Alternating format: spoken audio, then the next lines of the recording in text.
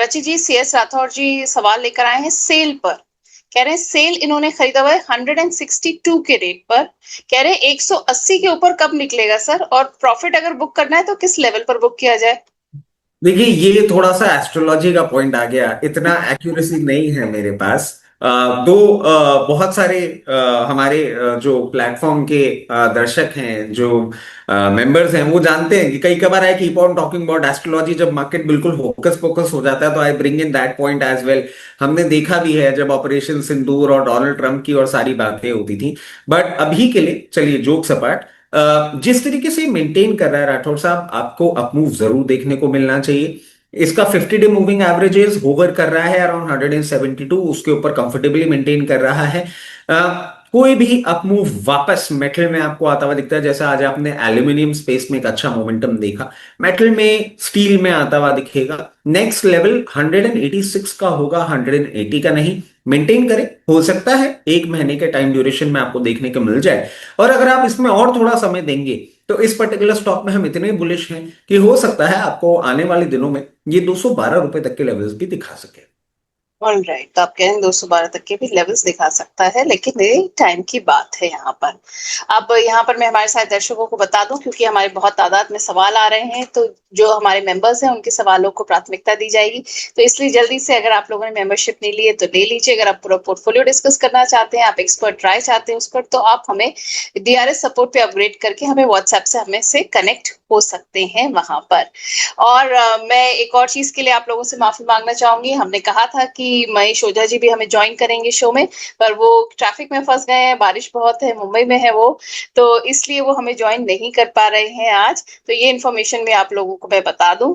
आप रची जी, नागराज भट्ट जी हैं, सवाल लेकर आए हैं कि जियो फाइनेंशियल सर्विसेज पे एंट्री प्राइस क्या होना चाहिए आपके हिसाब से?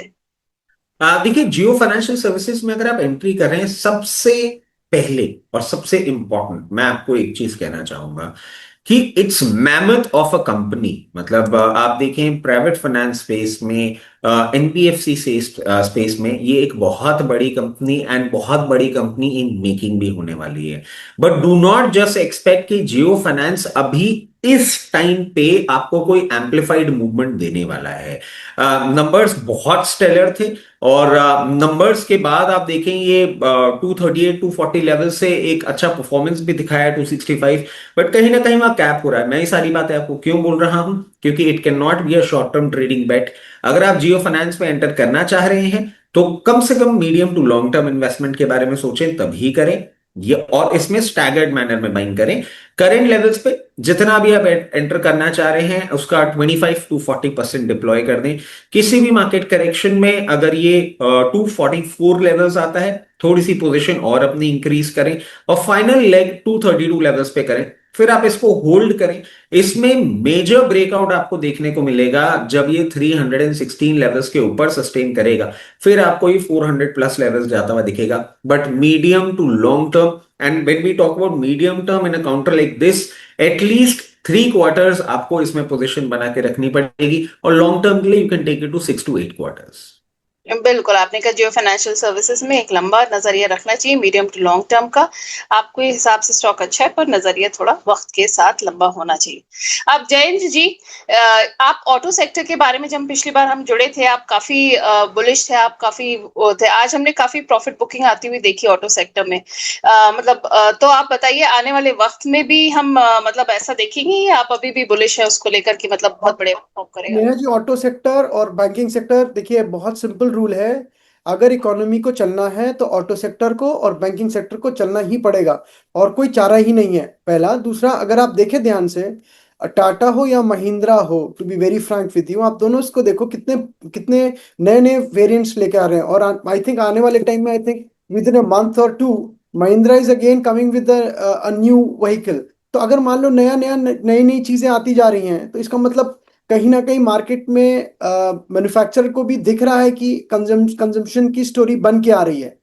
तो मैं तो अभी भी बुलिश हूँ ऑटो सेक्टर को लेकर, और प्रॉफिट टेकिंग होती रहेगी मैम। अब ये शॉर्ट टर्म में तो मैं कभी भी कमेंट नहीं कर सकता। इट इज़ वेरी डिफिकल्ट कि वो कब उसका वापस जाएगा मार्केट में। अगर आप लॉन्ग टर्म इन्वेस्टर हैं तो ऑटो सेक्टर और बैंकिंग सेक्टर दोनों में अच्छा कमाएंगे, अगर आप थोड़ा इससे पेशेंस रखेंगे तो।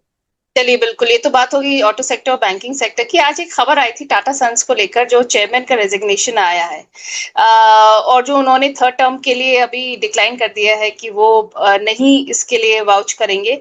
तो इसका आप कुछ असर पड़ते हुए देखते हैं कंपनी के परफॉर्मेंस पे या लोगों के उन पे विश्वास पे? थोड़ा सरप्राइज था, मेरे को इतनी जल्दी एक्सपेक्ट नहीं कर रहा था। मुझे लग रहा था कि चंद्रशेखर सर बहुत अच्छा कर रहे हैं और he is a very professional person. I don't know कैसे क्या हो रहा है, बट बहुत जल्दी, too early to say anything. But meeting है अगले साल। अभी तक के लिए तो एज ऑफ नाउ मैं इतना बोल सकता हूँ जितना मैंने इकोनॉमिक टाइम्स में पढ़ा है। It's a quite a negative news for Tata Sons as of now. It's a negative news, you can not say that it's a very positive movement. But कोई भी मैनेजमेंट में ऐसे सटल चेंजेस आएंगे और एकदम मीडिया में एकदम आ जाएगा, या तो धीरे धीरे करके आता। एकदम मीडिया में आना एक थोड़ा सा नेगेटिव डालता है इंप्रेशन शेयर होल्डर्स को। बिल्कुल। तो ये बात हो गई टाटा सन्स की। रचित जी ये बताइए कि टाटा मोटर्स के हमने रिजल्ट देखे, हमने Q1 के जो प्रॉफिट आया उसमें हमने बढ़ोतरी भी देखी। तो क्या परफॉर्मेंस आप देखते हैं टाटा मोटर्स के आने वाले वक्त में?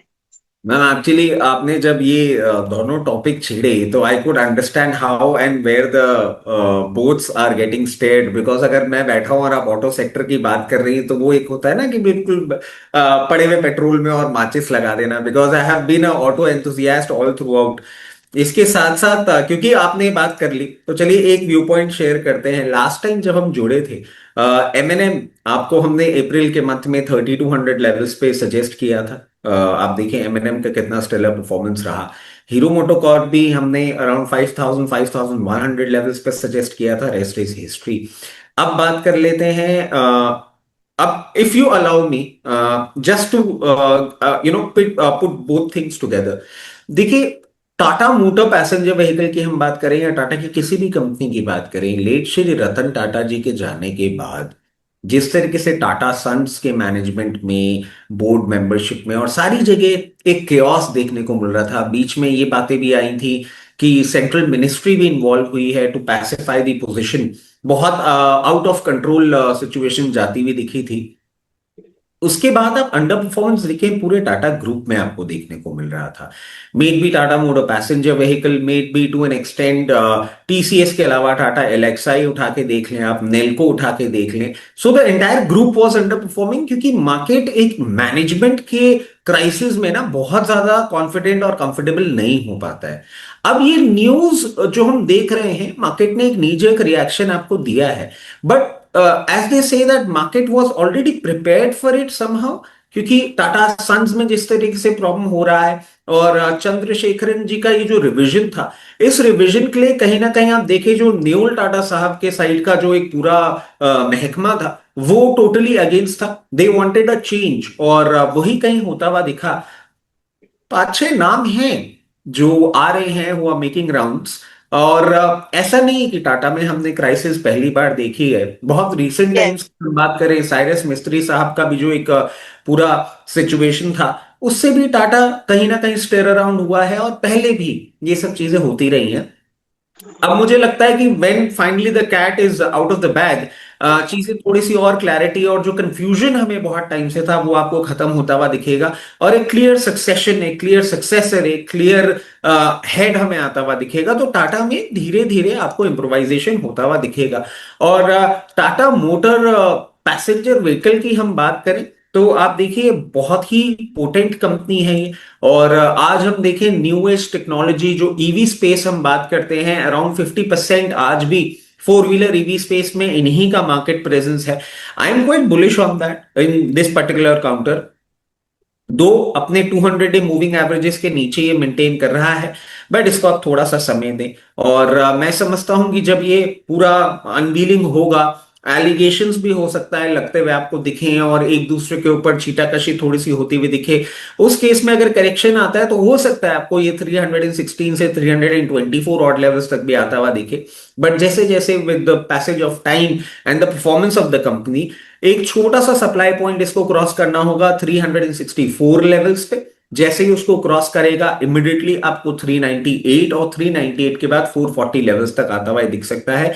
नॉट टू फॉरगेट फरवरी 2027 तक है चंद्रशेखर साहब, तो अभी 1-2 महीने आपको थोड़ा सा टर्मोइल और आता हुआ दिखेगा। बिल्कुल, मैंने भी पढ़ा था कि अभी फरवरी तक का उनका टेन्योर बाकी है, तो आप लेकिन अभी इसको लेकर पॉजिटिव है आपका व्यू। हम बात कर रहे थे यहाँ पे टाटा मोटर्स की।